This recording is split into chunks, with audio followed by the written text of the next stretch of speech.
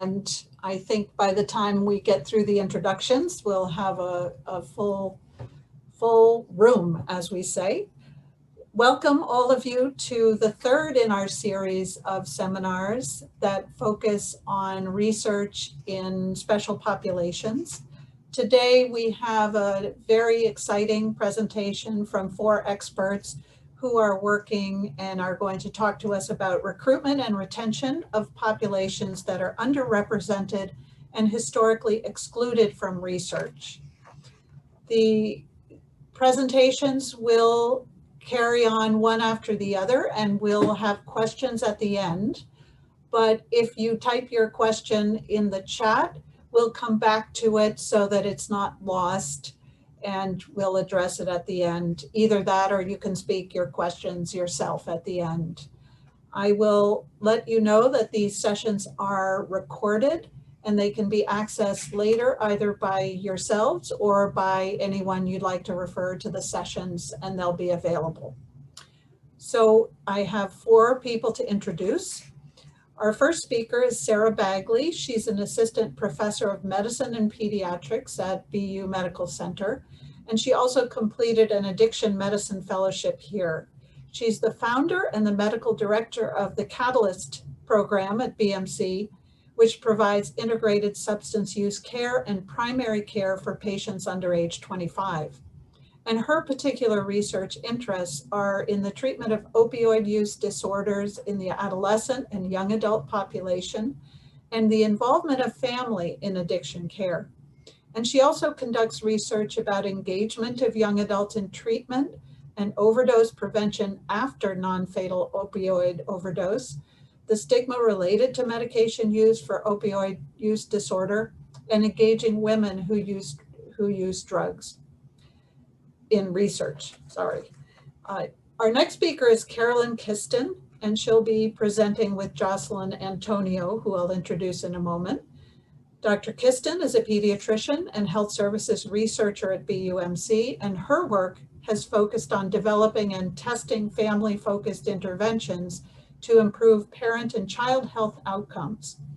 Dr. Kiston is the program director for the General Academic Pediatric Fellowship Program at BMC BU School of Medicine.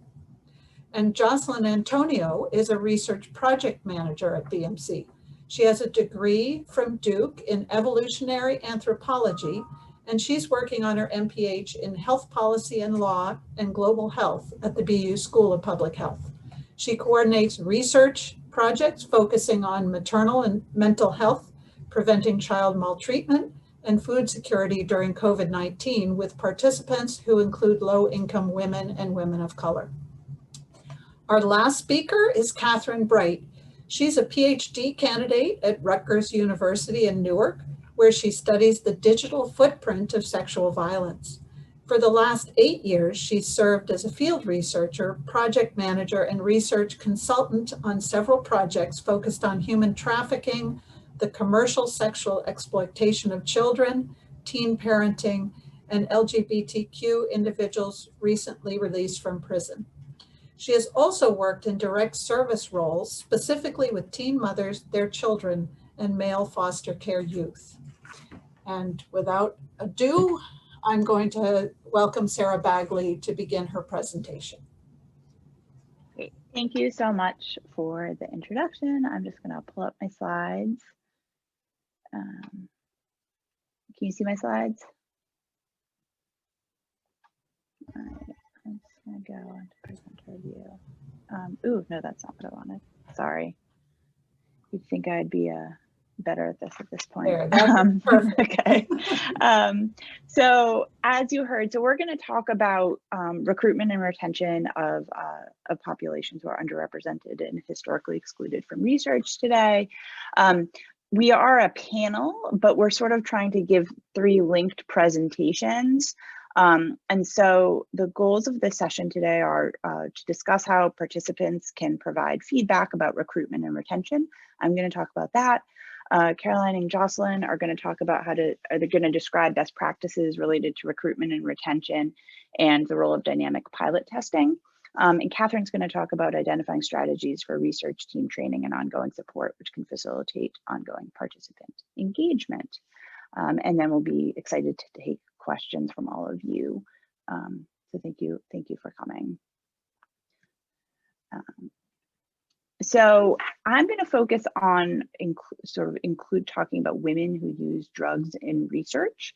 And I'm going to focus more on actually why this is important, and actually how we can ask research questions and even obtain funding to help us do a better job in recruiting women who use drugs in research that could be really replicated, I think, for other sort of high risk or historically excluded populations, because I think it's one way of ensuring that their voice is included in the research questions that we're asking, and making sure that the outcomes that we also that we may think are important also resonate with them. So why this focus on women and women who use drugs?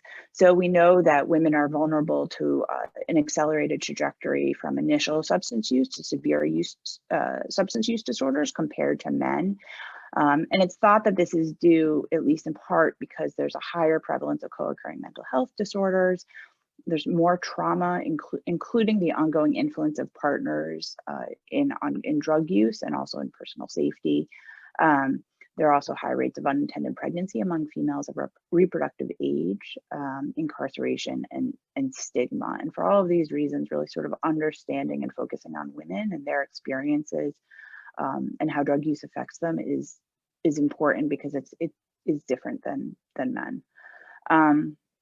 So this is, I'm just going to briefly present some data from a study that we've already completed that really set us up to do this future work that I'm going to discuss that's ongoing. So we had this study that was not focused on women, where we were looking at different risk communication strategies and how it could impact messaging we might want to use around fentanyl and decreasing opioid use. This was actually a study that was funded by the CPSI. And so we were talking to people in general who were using fentanyl and looking at lots of different ages and looking at different gender categories. And what we found was that there was this, I'm going to say significant, not statistically significant, because it was, 21 people, but it was, we were impressed by sort of how long it took to recruit women to this study, especially women who were younger, who were 18 to 25 years old.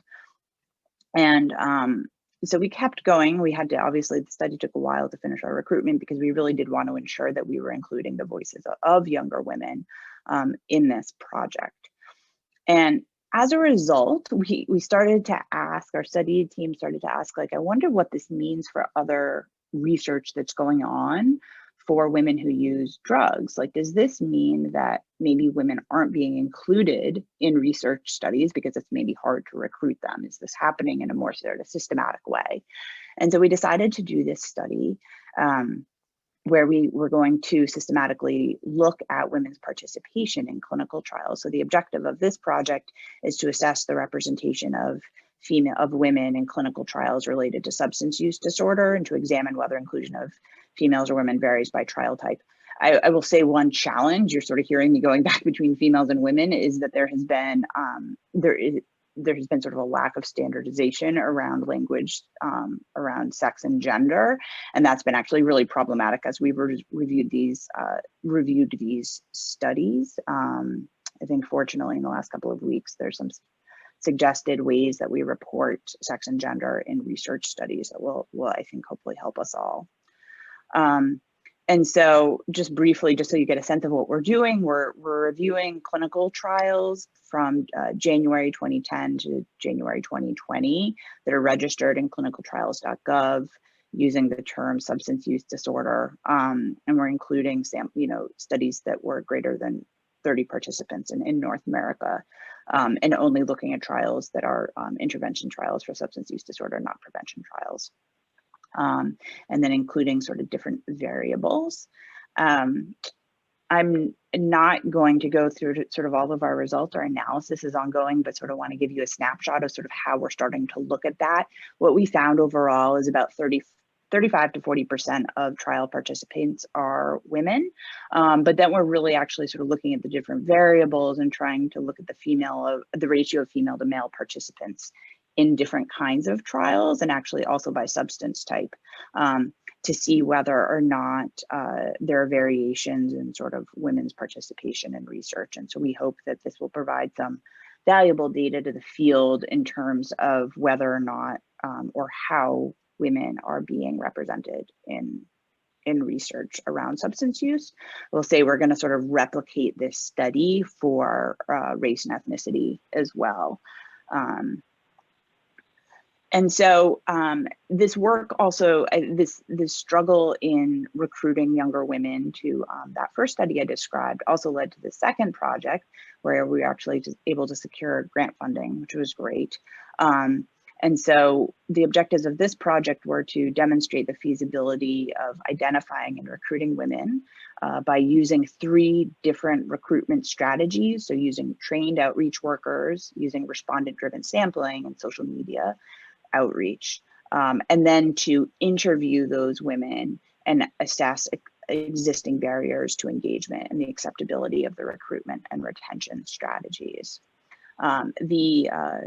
The analysis for this project is actually done. There's a draft paper, so hopefully will be submitted in the last couple of weeks, but we have sort of learned, I think, some really valuable things from the women who we interviewed. One was that women had a mistrust of social media recruitment and really found that recruitment through outreach by known organizations and known people was more credible, and they sort of seemed to prefer that that method of recruitment. And we were a lot more successful in recruiting women through community outreach and these existing networks. This is a representative quote, I mean, it feels good that community health worker knows me well enough to know that I'd fit the criteria and not guessing, you know what I mean? That she thought about me when she was recruiting or whatever, however she does it. She was like, I thought about you and I thought about this one. She knows me so well. And we heard that theme and that sort of sentiment sort of throughout the, we did 36 interviews actually in Boston and San Francisco, and sort of heard this in both sites. We also heard that women really wanted to participate in research because they wanted to share their stories to help other women who use drugs. And they described a way to contribute and sort of make meaning of their experience, almost like it was a therapeutic, for them. When I get in here and I talk about what it feels like for a woman to do this, yeah, the money is nice, but like I said, it's also nice, hopefully, if someone who you're talking to is not thinking that whatever you say is just stupid and throws it away like trash. I'm hoping that maybe something I say will help somebody else someday. The last thing that we heard about were sort of barriers to participation in research. I mean, we asked about this in our interview guide, but and we really heard clearly that non-stigmatizing and supportive environments were really essential to women's willingness to participate in research. So one woman said, but let's say somebody, like, we're having this conversation and it struck my PTSD, and then I had a really emotional reaction and it affected me for weeks after. That's not worth any amount of money. I will say I've heard that from patients too in my clinical world, that sometimes participating in research can be actually really traumatic and triggering. Actually, I think a lot of the times women are just so busy dealing with their kids or other life matters that they just don't really want to give it a chance to stop and do something else. I think that definitely could deter people. We also heard about domestic violence as being, or intimate partner violence as being, a barrier to participation. So I think we really learned through this study in particular that, participants can really be partners in helping us adapt our recruitment approaches and to reduce barriers and increase their involvement in research. And as we sort of continue with this analysis and processing these data, we want to consider how to use these results to improve participation of women and really partner with women who use drugs in the research that we're doing. And I just want to acknowledge Christine Gunn has been sort of my partner in all of this work, but also collaborators. I see Dr. Marian Harris on this, and Drs. Alex Wally and Emily Herstack and others and our funders. But it's really taken a team, and it's been really valuable to sort of have all of these voices contribute to the work that we're doing. And I'm going to turn it over to Jocelyn and Caroline now. Thank you. Thank you so much, Sarah. I'm going to pull up these slides.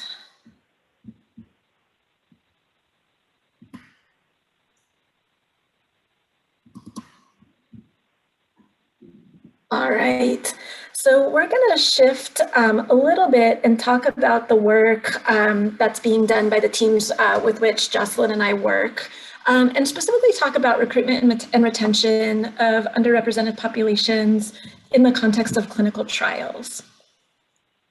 So just a little bit of background about the type of work that we do. We work with a number of co-investigators and principal investigators in the School of Medicine and the School of Public Health, and kind of with partnering organizations. Our area of focus is really looking at interventions that impact both caregivers and their children, and looking at bigenerational outcomes. Some of our most recent kind of areas of interest are really in caregiver depression prevention and treatment. We also have a number of studies in looking at maltreatment prevention as a primary outcome. Our study designs tend to kind of include efficacy and effectiveness, randomized controlled trials. We have also done comparative effectiveness studies and implementation dissemination studies. And the majority of the participants with whom we work do identify as Black or Latino women. Many speak Spanish as a first language, and they primarily are low income. So just to share a little bit, there's lots of historical context that sort of impacts engagement with research, but just to point out that it is only relatively recently in the history of research in the United States that the NIH, as one of the major funders, has come out with specific guidelines. So it wasn't until 1985 that the NIH Women's Advisory Committee recommended that NIH applicants include women in clinical research or justify exclusion. And really a lot of the guidance up until that time had been about protecting women from the harms of research, which meant actually excluding a lot of people from the benefits of research. So between 1985 and 1993, very little happened. And so the US Congress actually mandated inclusion of women and minorities in clinical research conducted by NIH. And then by the following year, because of this mandate, the NIH first published guidelines on inclusion of women and minorities as subjects in clinical research. And as those of you who are investigators know, there have been several updates to this guidance over time, but it's notable that the NIH, at least initially and to some extent still, talks about women and minorities as two separate populations, when we know for many people and for many of our participants, like those identities are really, you can't separate them. So it is important to also recognize that there is a long history of medical and research malpractice in the United States that actually has specifically affected Black, Indigenous, and Latino women. And there's a legacy of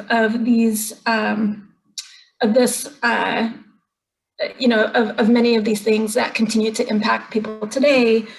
Going far back to the history of experimentation on enslaved people, including gynecological research on enslaved women, the long history of involuntary or coerced sterilization practices that primarily targeted Black, Indigenous, and Latino women, the use of biologic specimens without informed consent, and of course, continued inequities. This is not all distant history in access to care and quality of care, which also impacts what people know about opportunities to participate in interventional research, particularly high impact research that we think may confer some benefit on participants. So for these reasons and for many more, we continue to see that there is underrepresentation of women, particularly women who identify as a race or ethnicity other than white, in clinical studies. I'm going to invite Jocelyn Antonio now to talk a little bit about the approach that our larger research team has used to recruitment and retention and some of the outcomes that we've had in some of our recent studies. Yeah, so some of the approaches that we think have contributed to our team being able to successfully recruit these underrepresented populations has been first, we have built a diverse research team with members that include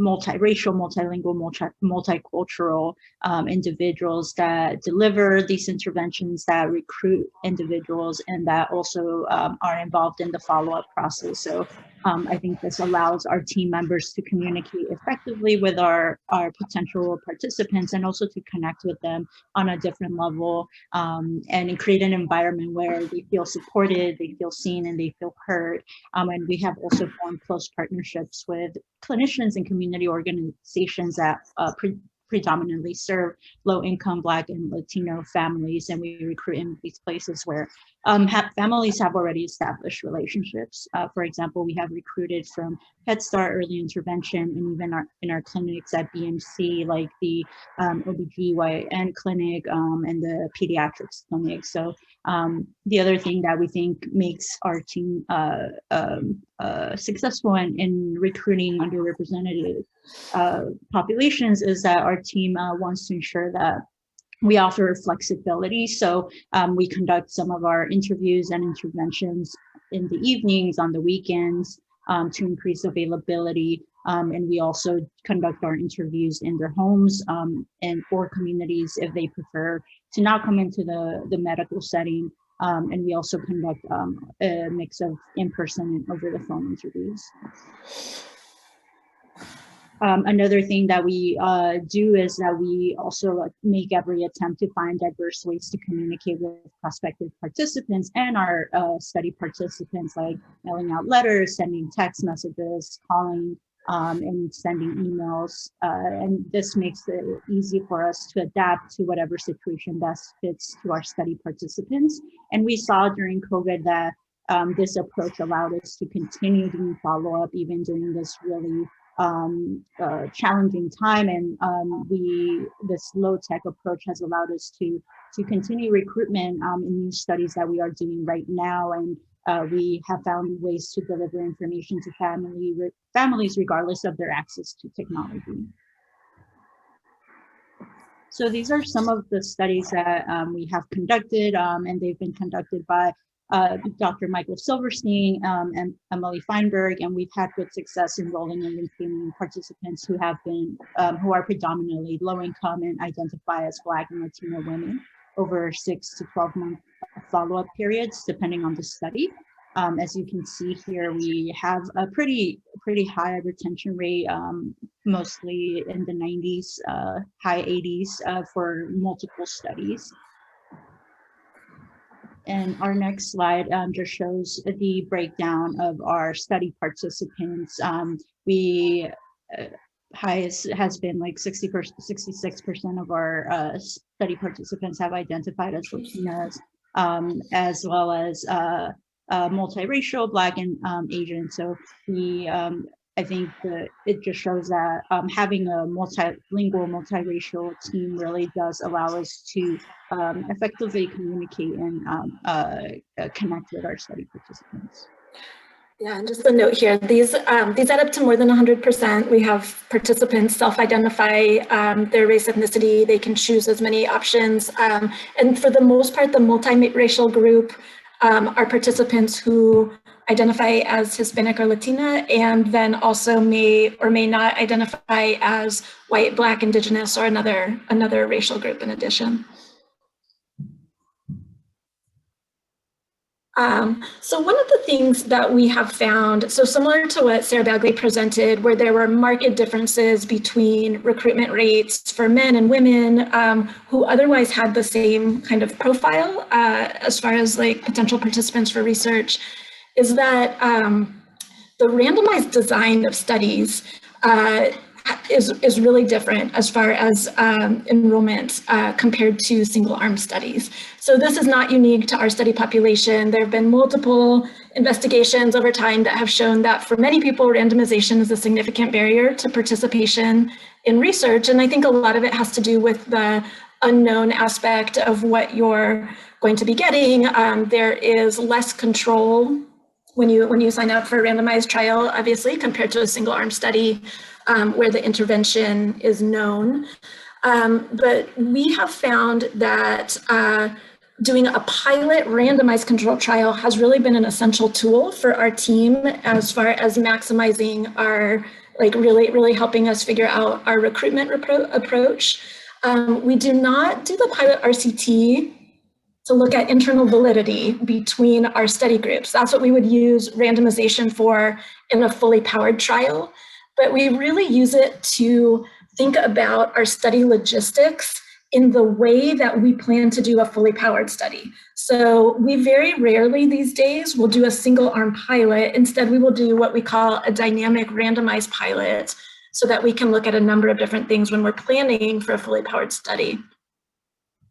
So this is an example of what our aims might look like for a pilot study grant and how we would use this dynamic pilot approach to be measuring a couple of different things. So we would randomize participants, and one group of participants would go to what we would call an intervention group. So this intervention optimization group is what we call it.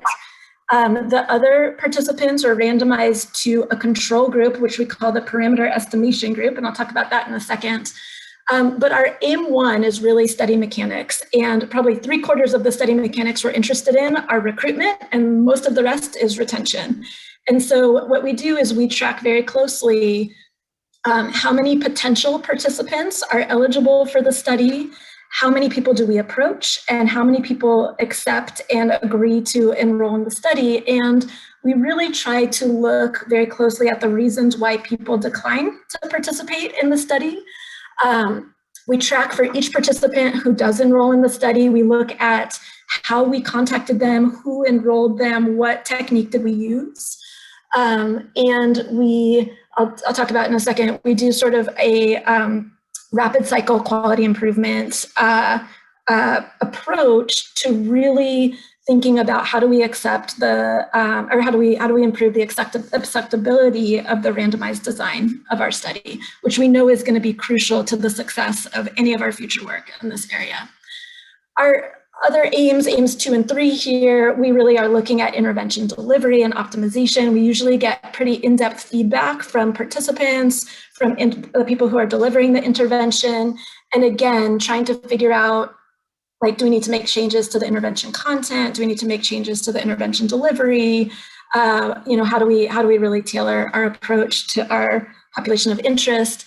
And then in the control group, in this parameter estimation group, we're looking at our baseline and outcome measures. We're looking at whether our measures correlate over time. And we're looking at baseline rates, for example, of maternal depression for our depression prevention studies.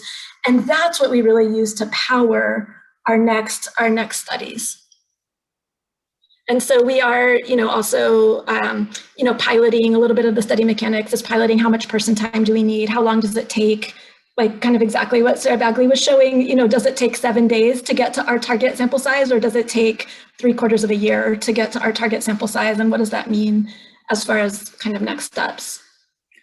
And so when we're in this pilot phase, Jocelyn, for example, and I will meet several times a week to go through a very detailed flowchart of, who is eligible for the study, who's been approached, and what is the engagement like? Are people interested? Are they being recruited? Are we able to reach them? And we use that information to engage in these rapid plan, do, study, act cycles, where we will look at the information that we're getting. We'll pick one thing to change. We'll try that, for the next week and see how it's going and see what our recruitment looks like. And so just to say, I'm putting this slide up again, the majority of these, except for the third one down, are all larger, either efficacy or effectiveness studies, but underpinning the work in this, for the most part, is a dynamic pilot study, where we, especially when we are looking at a new intervention or deploying an intervention to a new population, where we think there might be real differences in interest, in engagement, in acceptability of both our research approach and the content of the intervention, we really start off with a dynamic pilot like that. All right, so I'd just like to acknowledge our large study team, which comes under the umbrella of Project Solve. Two of the main PIs in that team, Michael Silverstein and Emily Feinberg, and all of our colleagues at in the Department of Pediatrics, in the School of Public Health and beyond.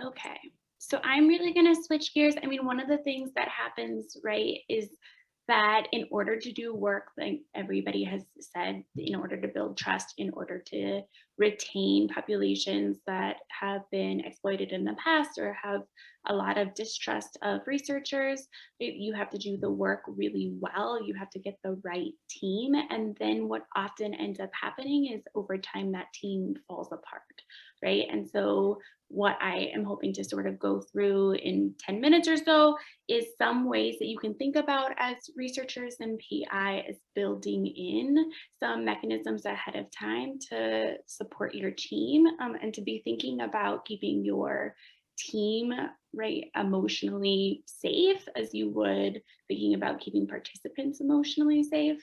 And so this started sort of because I was working on a project in Boston where we were following minors for a year who had been sexually exploited in Boston. And we were looking at sort of an intense group for a year period. And then we were also looking at some at-risk populations across 4 states. There were 300 young people we were working in that period for 6 months.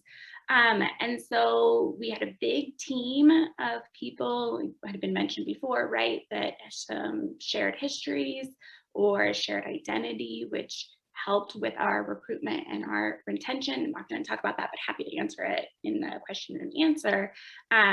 But then we were also following people for a year that were pretty hard and faced a lot of destabilization in that year. And we were constantly checking in with them to make sure we knew where they were, to get them a survey or to interview them at multiple points in that year. But these young people, right, are often sort of moving in and out of different situations. They move around constantly. They are frequently running away, right? They're getting re-exploited. They are having all kinds of coping mechanisms. So some are using substances pretty heavily. Some are getting detained and arrested. Some have some mental health breaks and challenges that they need some support around. There's suicidality, right? Like there was a lot of moving in and out of different locations across the state. But unlike or like, depending on what population you're looking at, they are also interacting with adults all of the time who are mandated reporters. So there is a lot of distrust of adults in general. And in particular, right, adults who are asking them to talk about these really difficult parts of their lives, who they know also have to report in many situations. And so they're also really tired of disclosing, right? They're just exhausted from having to talk about these situations over and over and over again. Also, they're teenagers. Like in general, they're not trying to do research because they love it, right? Like there is also just a lot of barriers in trying to keep young people engaged for an entire year. And there were a lot of ways in which we did that left us open to a lot of emotional labor, right? So sometimes there were young people that had really excellent parents and they disappeared and we would know where they were and their parents didn't, and we couldn't tell parents where they were, right? They were in contact with us, they weren't in contact with their caregivers. And so you would call somebody to see if they were around for a survey, and a parent would unload on you all their fears, right? All their frustrations. Sometimes for young people, it was the exact opposite. So they didn't have any adults that they felt were trustworthy and safe, and we were a constant call. So sometimes as they were getting moved around for an entire year, we were the only adults that were checking on a monthly basis, right? And they knew that because they were doing research that we came with financial means. So sometimes they were calling us to ask for pizza to get sent to the house, or to send Chinese food because they hadn't eaten, right? That they needed a place to stay. And so we had to deal with that. Oh, is this not moving home? And then sometimes young people named the safe people in their life as people that we knew actually weren't safe, right? So we would call a number that they had given us and it was for their exploiter, or they had run away to go to an abusive father's house that we knew had a long history of hurting them, right? Or they were involved in sort of intimate partner and violent situations. We had learned that in an interview, and now you've identified that person as the person I'm supposed to call when I can't find you, right? And so we also, they're teenagers, so their whole lives are on social media. When they don't have a phone, they still have access to social media. They gave us access to that. And so that meant that we also unexpectedly found lots of information, right? We didn't go digging, that wasn't part of our IRB protocol, but stuff pops up on their pages all of the time. We had to figure out when we had to report and when we couldn't report. And then all of these kids also were working with so many institutional places, right? So working with social workers at DCF, they were in residential treatment centers, right? They were in detox centers. All of those institutional people were our access points. They are also overworked. They are also dealing with trauma and hearing trauma all day long. And there's some random stranger on the call that's asking me about somebody, and they would often just also unload on all of us about sort of the trauma that's happening. That was not part of our study, that we had to like set boundaries around, right? So we were a container for a lot of trauma for a year. And so like there's a reaction to that, right? And so in research, we're often not really supported to be thinking about when you're doing the work really well, and when you're being really respectful, and when you're utilizing resources that you have to build trust with the community. That builds trust then means that you're often the carrier of a lot of stories of pain, and then we don't do anything with that, right? And so then your research team starts to not want to do the work, or things start slipping through the crack, or you have an RA who bursts into tears as they're like writing a transcript and you can't figure out what's going on. And at that point, it's really late in the game. So we all are thinking about this when we're thinking about participants. And I really just want to encourage us to be thinking about trauma and secondary trauma. Some people call it compassion fatigue, right?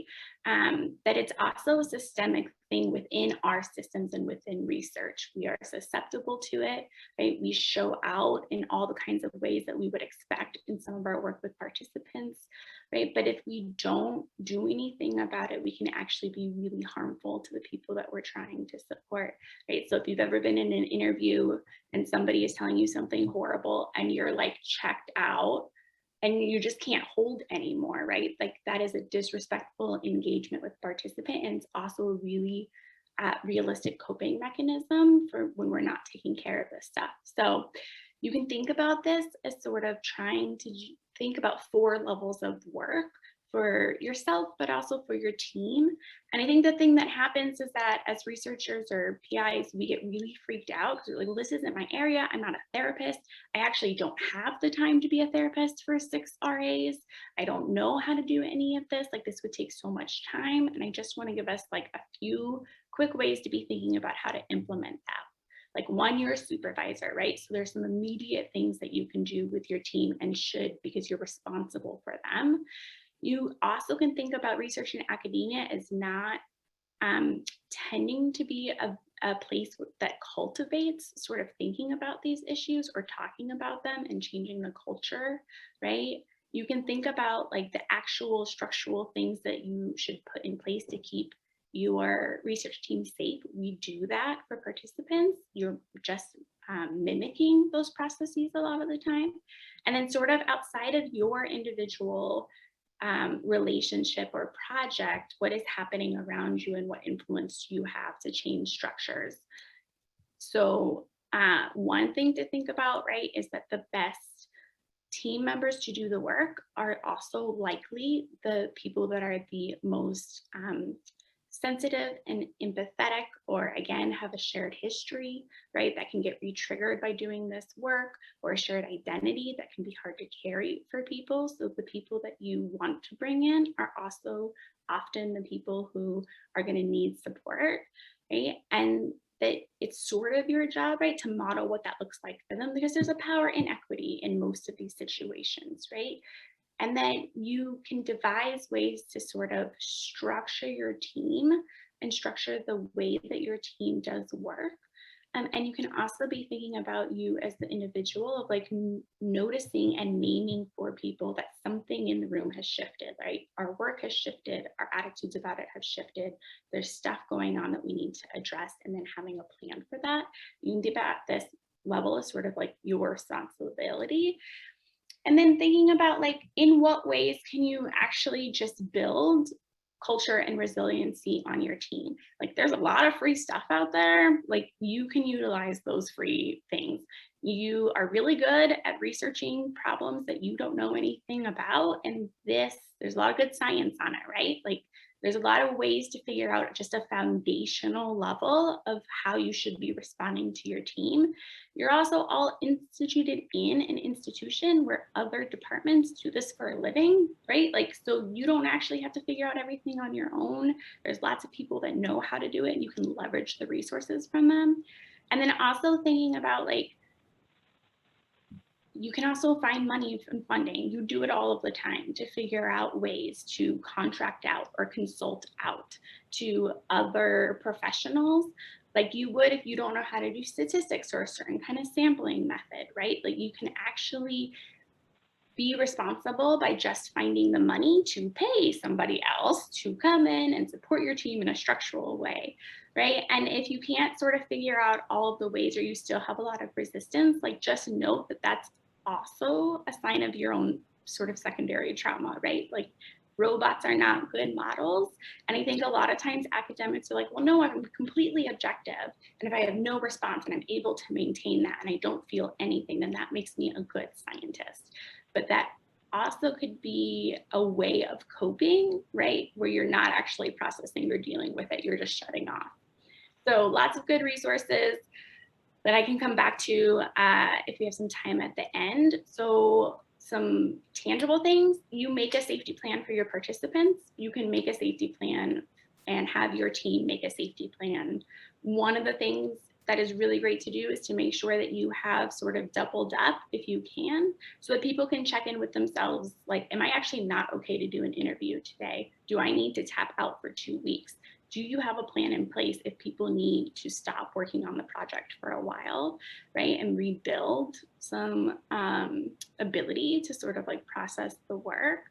There's also just like, what do you do with participants for safety planning? Like, you have a plan. So if you are in the interview and you know that you're not okay anymore, what is your plan after that?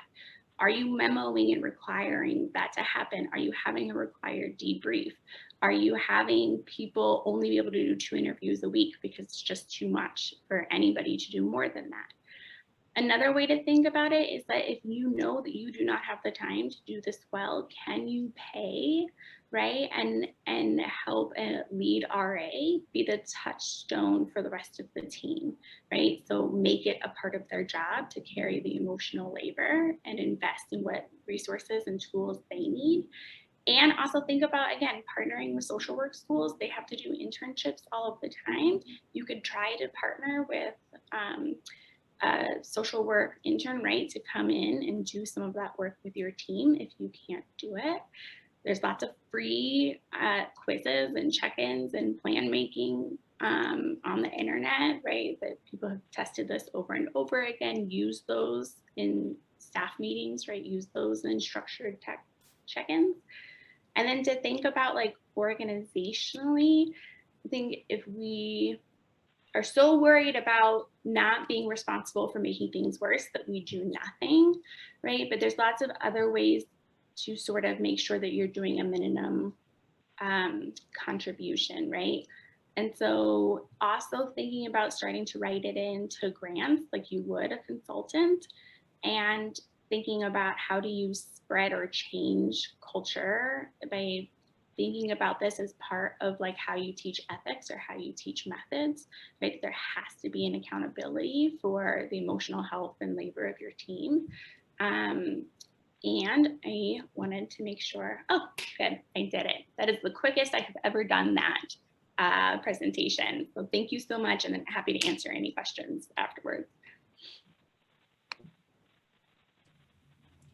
So that was terrific. Thank you so much, all of you, for those great presentations. And I think anyone who has a question, that I think the ones in the chat have been answered, but why don't we open it up now to anyone who has questions? So just unmute yourself and ask your question.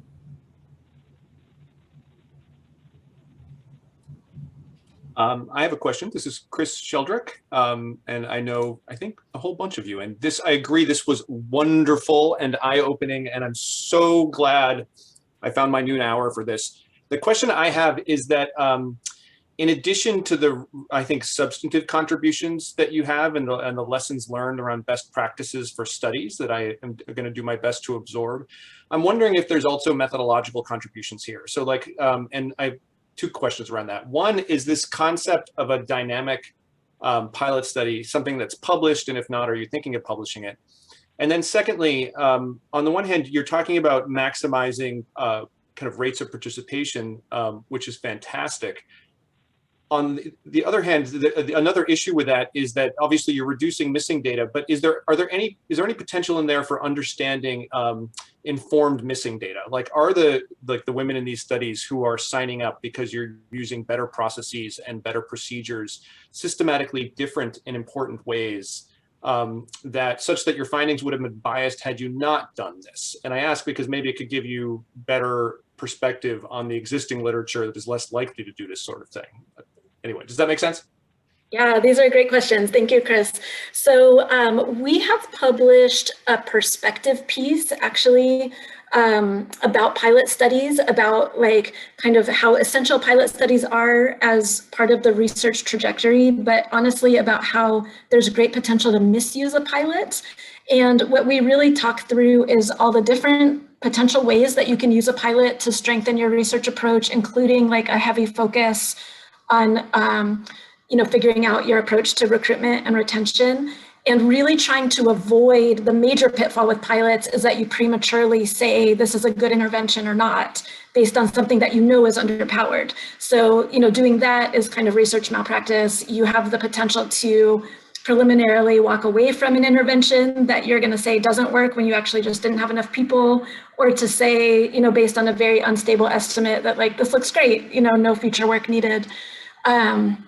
So I can find that reference for you, but it's Mike Silverstein and I wrote that a couple of years ago. And so we rely on that, honestly, mostly in our grant proposals to talk about. I think Mary Tara Roth asked how this goes over like in a grant proposal.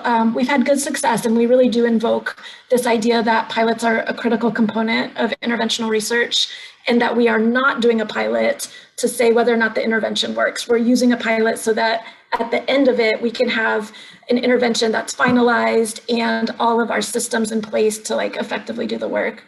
And then to your second question, in certain areas, a lot of work I do is with parents, and there is a lot of parenting literature that primarily comes from studies with white upper middle class families. And we find that the context is so important that a lot of the existing research just doesn't apply to very many other people. Like, there's so much to unpack there as far as, economic status or your sort of other privilege that enables you to have a very robust safety net for children with disabilities, for example, or very different school options that are not really broadly applicable. And so I think, there's been pretty good in our areas of interest, there's been pretty good acknowledgement that we really need to broaden our inclusion of diverse populations to really find interventions and supports that work for families, in lots of different situations. So there's a That's question in the chat about retention rates. And can you speak to some of the specific things that you did to improve these retention rates? And I would add to that, perhaps some of the other speakers can talk about specific recruitment techniques that they've used to improve recruitment rates. I can say a few things, but Jocelyn, you probably have more to say here. One of the biggest things that we've done to improve our recruitment rates is to both our retention rates is to both recruit and follow up with families where they already have relationships and where they already present on a regular basis. So for example, a family with a child in Head Start is present, not in the pandemic, but in general is present at Head Start 5 days a week. And so what we have done is tried to meet families for the most part where they are, really increase our flexibility and make it as easy as possible for families to follow up with us. Yeah, totally echoing what Caroline said. And I do think it goes a long way to have a team that is aware that we are going to attempt to reach out to families evenings and weekends when most of the families we work with are working during business hours. And so we need to be as flexible as possible. And our interviews are in English and Spanish. So folks that are more comfortable in Spanish are able to participate without having to worry about language barrier. And again, I do think it helps that our team itself reflects the population that we are trying to recruit from, because it makes it just comfortable to connect with folks and build that relationship. And the fact that some of our studies are for a year, we have the opportunity to connect with these families every 2 months and really see them for an extended period of time to the point that we have a relationship with them. The one other thing I would add is that there are some particular vulnerabilities for parents. So there are real issues around child custody, around feeling like there's increased surveillance of parents in ways that can be really precarious. And so we spend a lot of time up front thinking through and then explaining how we're going to protect privacy, being very clear that there are going to be no surprise reports to DCF, for example, that if there's any concern that there's a whole process that everyone will know about. We use the certificates of confidentiality because we have lots of women who are in the middle of custody issues and are going to be called into court. And so we address a lot of those things right off the bat, which I think has helped.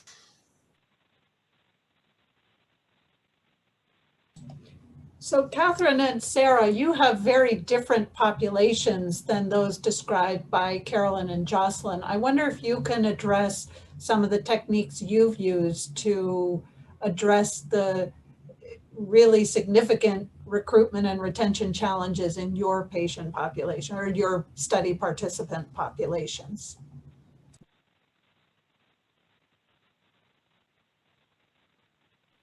Do you want to go, Catherine, and then I can talk? Yeah. Sure. Yeah, so I think it is a very different population, but the concerns are generally the same, right? And some of the best strategies that have already been said were very true in this project. We worked a lot of nights, we worked a lot of weekends, we spent a lot of time in empty parking lots when people didn't show up. We jumped in cars when somebody said, I'm at this random McDonald's, like, I'm ready for my interview, will you come meet me? We used college students, right, master's students, who identified often with some part of the population. We only sent in girls because it's a exploitation study, right? So we had young men that were working on the projects, but they didn't go out into the field. So we used a lot of the same mechanisms that everybody else has already talked about. I think one of the things, though, that also really helped is that we actually spent a lot of time also talking about confidentiality, also talking about when and why we would have to report, but more importantly, actually encouraging some young people to not participate, that there isn't a lot of agency and choice for them, and there isn't a lot of empowerment, when you're thinking about young people who are commercially sexually exploited, their ability to say no has been really damaged. So some of the best work I think we did was recognizing some hesitancy and then actually encouraging young people that they had the right to say no, that they didn't have to participate.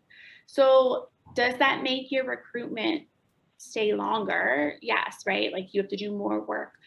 But then the people that, or the young people that was a signal, right? That there was agency and choice for them. And so when they did say yes, then they tended to stay around, right? It was a moment of building trust that was also about recruitment. So I think thinking about populations that are heavily surveilled or dealing with a lot of trauma, it's hard to feel. I think researchers, we think like, oh, this is an empowering project, but like empowerment it takes time to develop that, right? So that's the only other thing that hasn't been talked about that I think we spent a lot of time doing early on.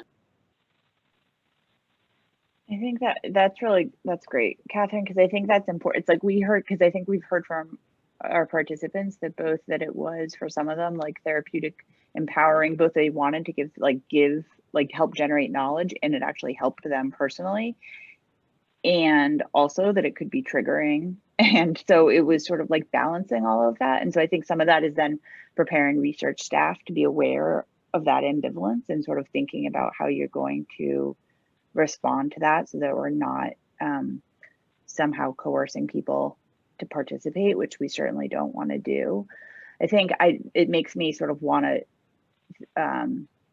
two other points. I mean, one is this question about compensation. We didn't talk about compensation very much, I'm realizing. And I will just sort of say, I think sometimes I know in sort of studies, at least around substance use, that there's concern about compensating, giving people cash.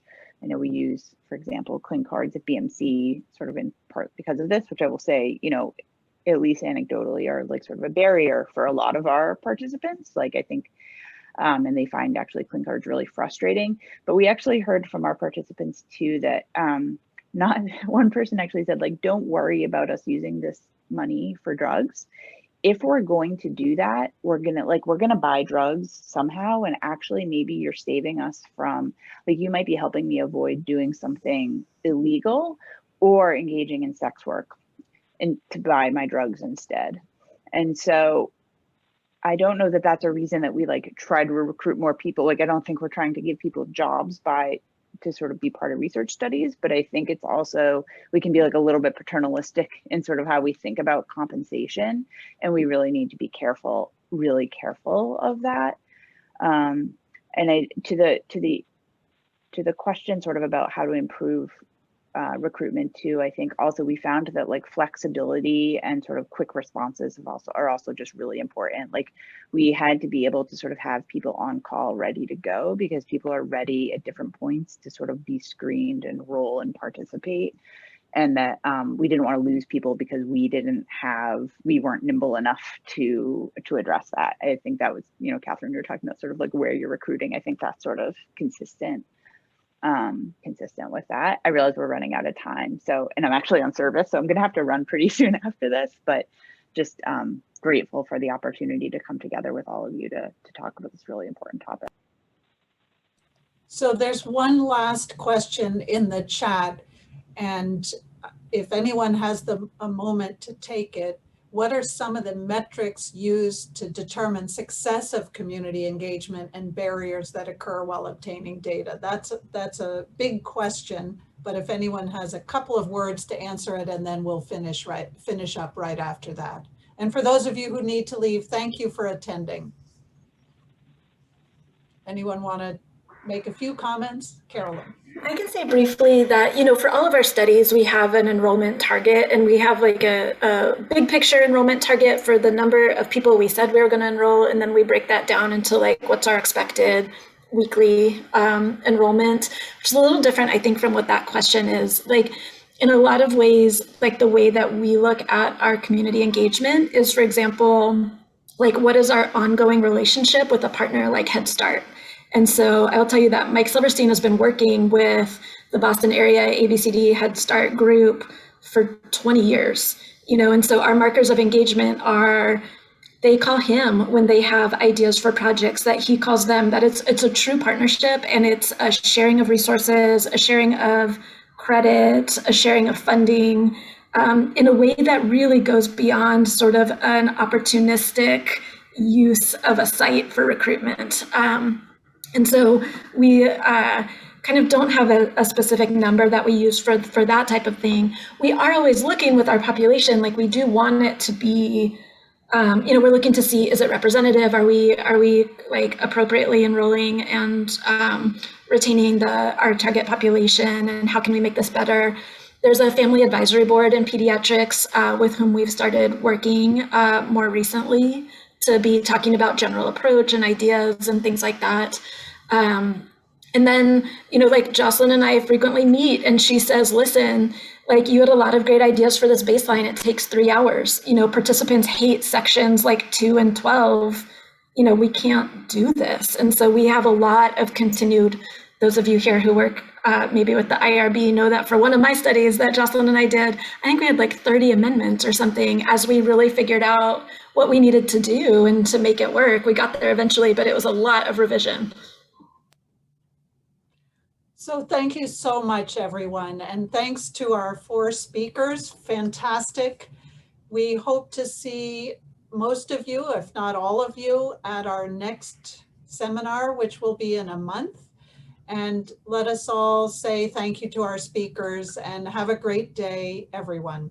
Bye-bye.